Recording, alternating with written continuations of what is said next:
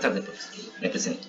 Mi nombre es Jonathan Javier Bernardo Flores. El día de hoy estoy con mi compañero Jimmy José Torres Salcedo para entregar el video correspondiente a la primera actividad de programación 2 de nuestra corporación universitaria Antonio José de Sucre. El tema principal de este video es la introducción al lenguaje de programación. En este caso, vamos a empezar con un breve resumen, una breve explicación sobre el lenguaje de programación. Un lenguaje de programación es un lenguaje formal, es decir, un lenguaje con reglas gramaticales bien definidas que le permiten a una persona, en este caso al programador, la capacidad y habilidad para escribir una secuencia de instrucciones en orden, en forma de algoritmo, que le permite controlar la parte lógica y física de una computadora y su interacción con el usuario para que ésta haga ciertas tareas específicas.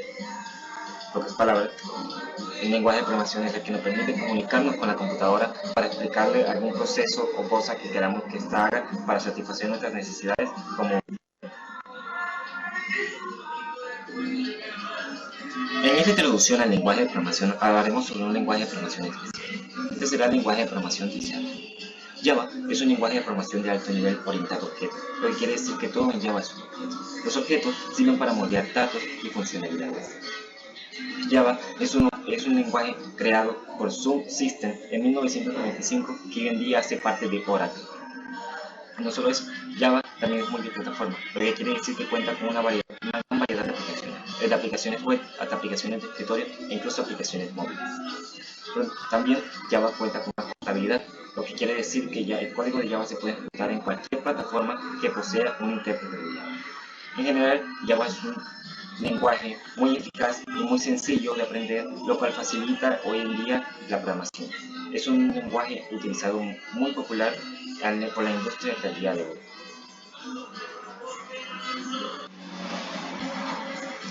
Continuando con la introducción, ahora vamos a ver la estructura de una aplicación en un lenguaje de programación. Un programa informático es una secuencia de acciones e instrucciones que controlan un conjunto de objetos, es decir, un conjunto de datos. Esta estructura de la aplicación se divide en dos bloques. Está el bloque de declaraciones, que es donde declararemos y se detallan todos los programas que se van a utilizar, todos los datos que se van a utilizar, es decir, constantes, variables, archivos, librerías, entre muchos otros. También está el bloque de instrucciones, que como el nombre indica, es donde detallaremos las instrucciones que se llevarán a cabo para esperar el resultado deseado. Este bloque de instrucciones también se divide en tres bloques, que son el bloque de entrada y algoritmo de salida. El bloque de entrada será donde nosotros daremos los datos que realizaremos, ya sea que estos datos se ingresen por teclado o mouse. Está el proceso o algoritmo, que cambiará el valor de los datos. Por ejemplo, si tú que digitas una suma en la entrada, el proceso te dará el resultado de esta suma. Y está la salida, que es donde se reflejarán y mandará los órdenes del dato final para presentarlo en pantalla o enviarlo a otro dispositivo. Con esto sería una estructura breve del proceso. La entrada, donde se envían los datos que se van a utilizar, el proceso, que utiliza los datos que ingresaste, y la salida, que es donde saldrán los datos que esperas que sean deseados. Buenas tardes, ¿cómo están? Espero que estén muy bien. Les habla su segundo anfitrión, Jimmy José Torres Salcedo, semestre 2 de Ingeniería de Sistemas. En esta tarde les voy a definir qué son identificadores. Los identificadores son nombres que se le asignan a los elementos en un programa, ya sean clases, métodos, variables, entre otras más. Estos identificadores nos ayudan a diferenciar y registrar algunos elementos que pueden ser mencionados en cualquier parte del código. Si ustedes pueden ver por acá, aparecen identificadores en Java, los que deben de cumplir una regla para Java que pues es importante. Pues el primero podemos encontrar que es que no puede tener espacios en blanco. La mayoría de los lenguajes de programación, los espacios en blanco no se reconocen por la librería, ya que en ese espacio, aunque usted lo vea que dice no hay nada, pero en realidad sí hay algo y es un contable. Otro de estos, o segundo, es que esto debe de comenzar con una letra, un guión bajo o el símbolo dólar. A toda variable, a todo identificador que se vaya a iniciar, para darle la vida a una variable, siempre tiene que iniciar con una letra. ya que si nosotros iniciamos con un número se convierte como en una acción ilegal y por eso Java no te lo va a reconocer porque no se encuentra dentro de sus librerías. Y dentro de estas dos que tenemos aquí, lo que es guión bajo y el símbolo dólar, este nos permite juntar a las variables que son demasiado extensas, como pueden ser número de personas o nombres de usuarios que aparecen aquí en este pequeño ejemplo. ¿Sí? Aquí serían identificadores válidos. Tercero, a partir del segundo carácter pueden contener letras, dígitos, guiones bajos o símbolos de dólar. Pues eso es lo que nosotros acabamos de decir anteriormente.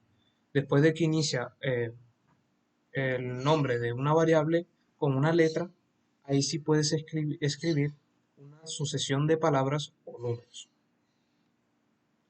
No puede ser usada, eh, bueno, no puede ser una palabra reservada de Java como public, class o int.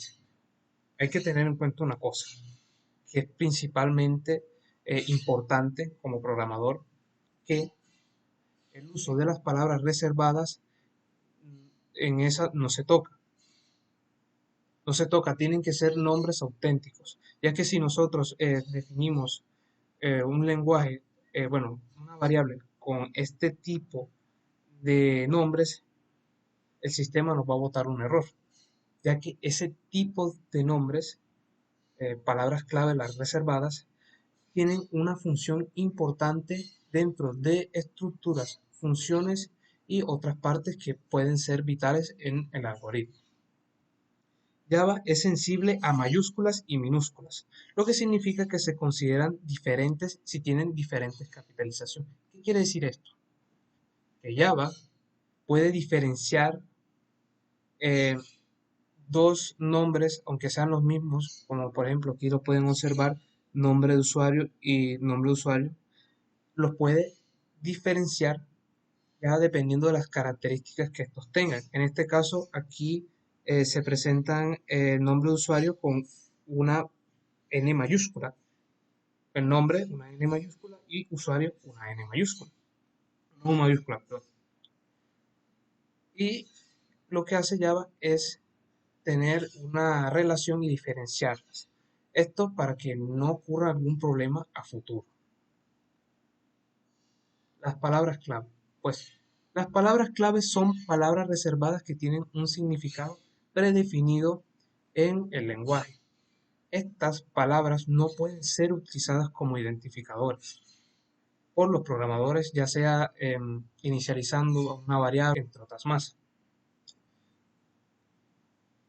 A continuación les voy a presentar, bueno, lo que ustedes pueden ver. Lo que ustedes pueden ver aquí es una tabla en donde contiene las palabras claves que se encuentran dentro de la librería de Java. Lo que es Boolean para los procesos lógicos, tipo false, true, break o break como salida, case, caso, char, para variables de una sola, variables string, pero que estos manejan una sola letra. Las clases, por defecto, los double y float tienen el mismo significado, o sea que manejan números decimales o fracciones. Tipos de datos. Un tipo de dato es una clasificación de datos que indica al intérprete y al compilador en cómo el programador puede usar este tipo de datos. Es obvio que estos definen procesos que se pueden realizar con los mismos. Y claro, estos pueden mostrar los detalles y las características que contienen. Y por último, estos tendrían que encontrar la forma de almacenar variables de estos tipos.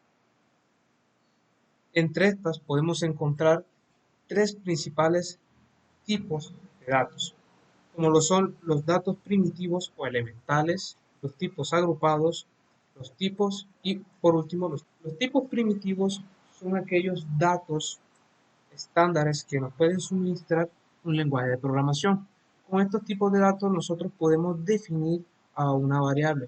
O sea, qué tipo de datos va a tener o va a recibir esta variable. Si es de tipo entero, de tipo carácter, de tipo lógico, booleano, entre otras más. Los tipos de datos agregados son aquellos que pueden almacenar una n cantidad de elementos en un individuo. Yo, al referirme a ese individuo, es que sea una variable que tenga dichas características o componentes estructurales en donde pueda almacenar elementos y organizarlos de una manera numérica o de una forma numérica, las cuales son las matrices o también llamadas arrays. Dentro de estas podemos encontrar lo que son las listas, las tuplas, los diccionarios, los sets, entre otros más. Y por último tenemos a los tipos estructurados. Los datos estructurados son aquellos que pueden agrupar y adjuntar un grupo de datos, pero esto lo hacen de una manera complicada y estructurada, algo que es muy superior a los tipos de datos primitivos. Dentro de estas podemos encontrar a los que son los arrays, los registros, las cadenas de caracteres y entre otras más. Las constantes son tipos de datos que no son mutables, es decir, que no cambian. Al momento de ejecutar algún algoritmo, estos no van a cambiar en ninguna parte de su estructura o al momento de seleccionar algún tipo de decisión, condición o ciclo. Mayormente estas constantes se pueden encontrar en ecuaciones matemáticas, como lo es encontrar la altura de un triángulo o la del área de un cuadrado. También para medir temperatura, para medir el peso corporal, entre otras más. Las variables se emplean para almacenar información un programa y pueden llamarse símbolos, etiquetas o constantes. Pues las variables son aquellas que tienen un espacio de almacenamiento alojado en la memoria principal del ordenador y estas asociadas con un nombre. Este nombre es el identificador. Y después de todo, estas variables pueden almacenar datos ya preestablecidos dentro de la creación del algoritmo o recibir datos por medio de la consola o otro tipo de interfaz. Muy bien, después de la explicación de mi compañero, yo continúo explicándole acerca de los operadores aritméticos lógicos. La forma general que tiene una operación aritmética es que opera sobre dos valores, tal como se muestra en la diapositiva en la figura. Tiene sus dos operadores más su operador, y el resultado de este puede ser una constante o una variable. Los operadores aritméticos son válidos con todo tipo de valores, ya sea enteros o reales. Si los dos valores son enteros, el resultado será entero. Si alguno de ellos es real, el resultado será un resultado real. Tenemos los operadores aritméticos, que la mayoría conocemos, como lo pueden ser suma, resta, multiplicación, división, módulo y exponenciación. Sin embargo, eso no se queda ahí. Los operadores aritméticos tienen una prioridad o jerarquía, es decir, en una operación, si hay varios operadores aritméticos, primero se tiene que resolver uno para después resolver el siguiente. Esta jerarquía empieza por los paréntesis, después sigue las potencias y raíces, la multiplicación y división, y de último suma y resta. Podemos ver un ejemplo claro en la diapositiva. Primero se resuelve lo que está dentro de los paréntesis, luego continúa con las multiplicaciones y de último la suma. No se debe confundir este orden porque si no el resultado será completamente diferente y erróneo. También están los operadores lógicos. Los operadores lógicos son operadores que ofrecen un valor relacional, es decir, ofrecen un valor que sea verdadero, falso o nulo. Como lo mostramos en la gráfica en la diapositiva, da igual, es decir, compara dos números y si uno de ellos es igual, te dará la respuesta que si es verdadero, falso o nulo. Con todos aquí, si es menor, si es mayor, y o yo tengo un valor que 2 y 1 son números enteros, pues me da resultados dependiendo de la pregunta.